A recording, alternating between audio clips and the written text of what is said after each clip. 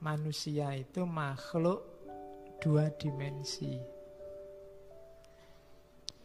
Yang pertama, manusia itu punya kodrat individual alamiah, tapi dia juga punya kodrat sosial.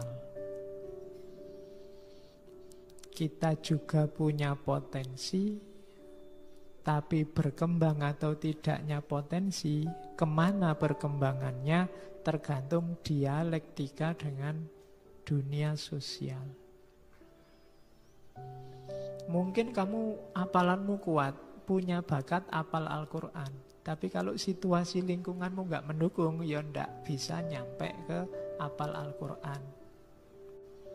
Ada yang bakatnya ndak terlalu kuat untuk hafal Al-Quran, tapi situasinya mendukung. Orang tua, lingkungan mendukung untuk hafal Quran, dia bisa hafal Quran.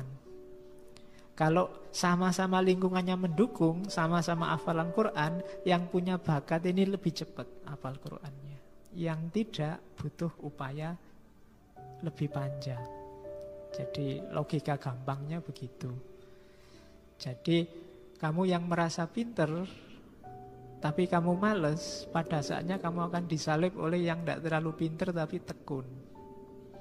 Kemalesan dan ketekunan itu biasanya diciptakan oleh lingkungan. Mahasiswa yang males di lingkungan orang-orang males itu biasanya ya pas, cocok, ya kan? Buahnya bisa ditebak.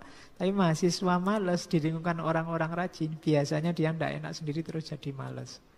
Atau sebaliknya, yang rajin yang lain jadi males. Jadi intinya itu dialektika hidup kita. Makanya kamu pinter-pinter mendialektikakan dirimu dengan lingkunganmu. Dialogkan dirimu dengan hal-hal yang positif, yang menguntungkan. Karena kamu terbentuk dari situ.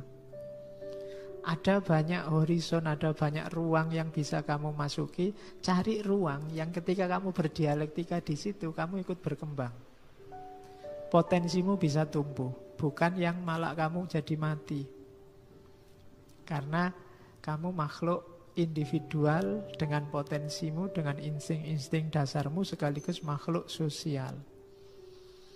Jangan dikira, Pak, saya itu sudah dasari cerdas, orang tua saya juga orang pinter, terpandang, modal saya juga besar, insya Allah saya sukses. Tidak mesti. Tergantung kamu dialektika sama apa, di ruang apa. Karena kuncinya di situ. Mungkin dulu kamu saya itu Pak, tidak khawatir terpengaruh apa-apa. Saya aslinya dari pondok salaf misalnya. Saya tidak kenal namanya HP, tidak kenal namanya laptop, internet. Tapi ketika kamu kuliah kemudian mendialektikakan dirimu secara intensif dengan itu semua, insya Allah kamu geser cara paradigma hidupmu. Kenapa? Lingkungan menentukan. Tidak ada orang mandek, tidak ada orang macet. Dia selalu berkembang. Oke, saya ada teman yang sebenarnya dia nggak sama sekali nggak tertarik dengan agama. Tapi gara-gara dulu 2012 itu dia ikut bareng-bareng ke Jakarta, mengalami dialektika luar biasa di sana, merasa gairah keagamaannya meledak luar biasa. Dan sekarang jadi orang soleh. Sidik-sidik takut dalile. Ya, jadi loh, itu kan dialektika.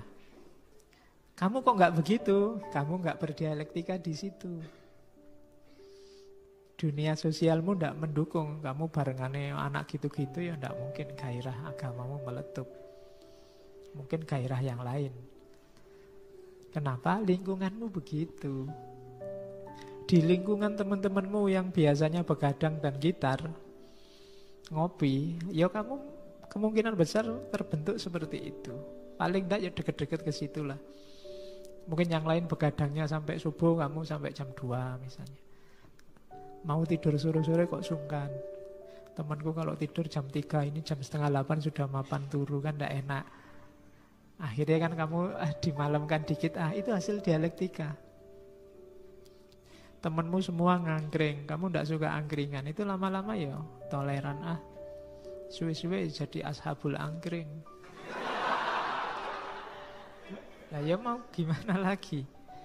Itu dialektika. Jadi pahami dirimu sebagai makhluk dua dimensi, individual sekaligus sosial. Terus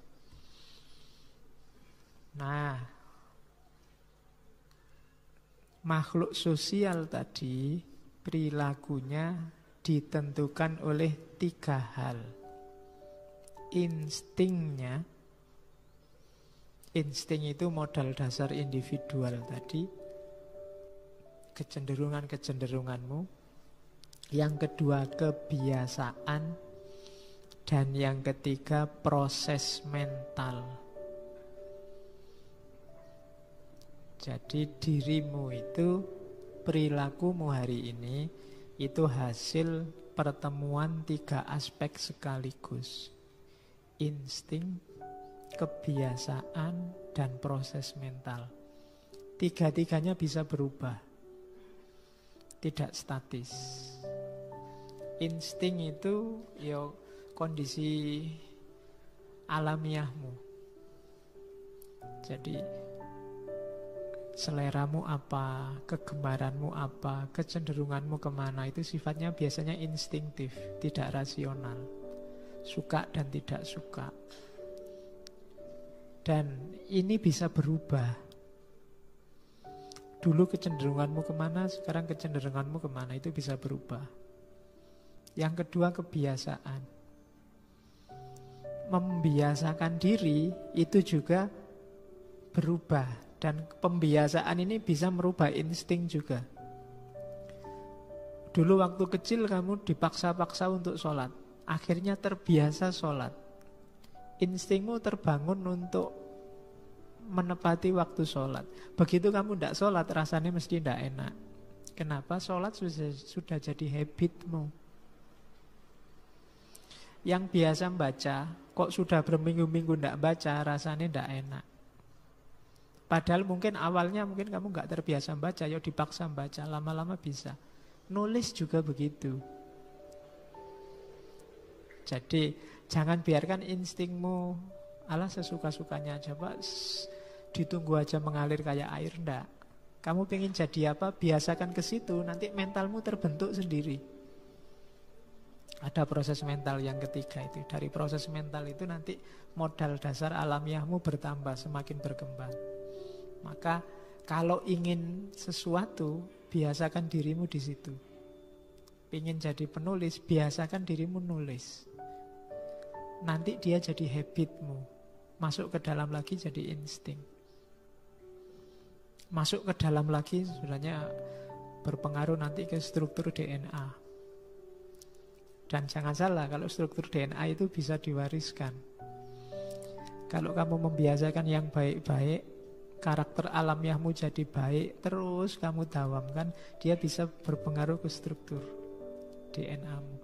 Dan kalau itu bagus-bagus, bisa diwariskan ke anak. Saya kemarin baca buku bahwa DNA itu bisa diwariskan. Ada penelitian kepribadian orang. Ada orang ini murung terus dilacak sampai ke sejarah ayahnya, neneknya. Ternyata neneknya itu dulu patah hati 3 kali.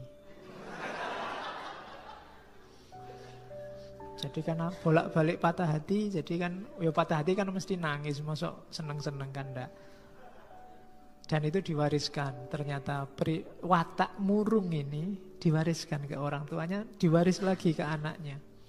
Jadi anaknya jadinya hidupnya kayak orang sumpek, diajak ketawa susah, jangan-jangan kamu cek struktur DNA-nya. Ternyata struktur DNA-nya memang DNA murung. Nah, di sini kalau ada mungkin dicek.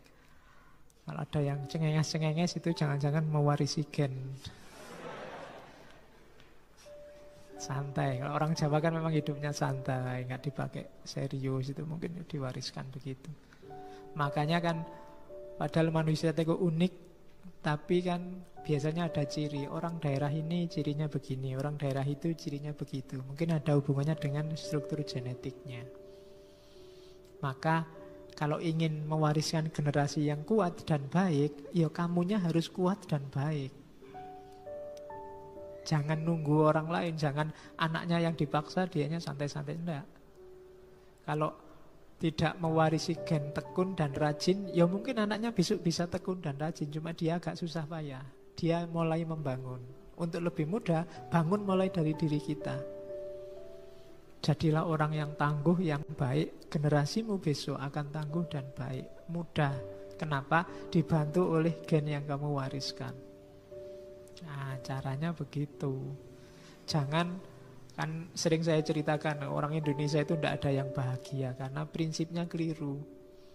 Orang-orang tua misalnya kayak saya ini sudah punya anak, mikirnya, oh saya sudah, yang dipikir cuma anak. Saya nggak perlu bahagia, tidak apa-apa, yang penting anakku bahagia.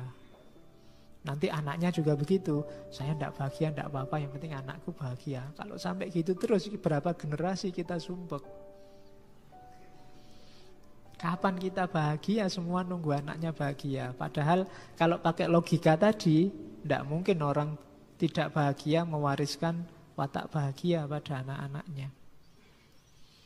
Jadi perilaku sosial seseorang itu dibentuk oleh instingnya, modal alamiahnya, kebiasaan, pembiasaannya, dan proses mental. Proses mental itu sejarah hidup. Pahit getirnya, manis pahitnya, itu proses mental. Tiga ini berdialektika membentuk perilaku sosial. Dan ya, perilaku individu itu sebenarnya perilaku kelompok, mencerminkan kelompoknya, karena kita mewarisi perilaku dari lingkungan sekeliling kita, meskipun diolah dengan modal individual yang kita miliki.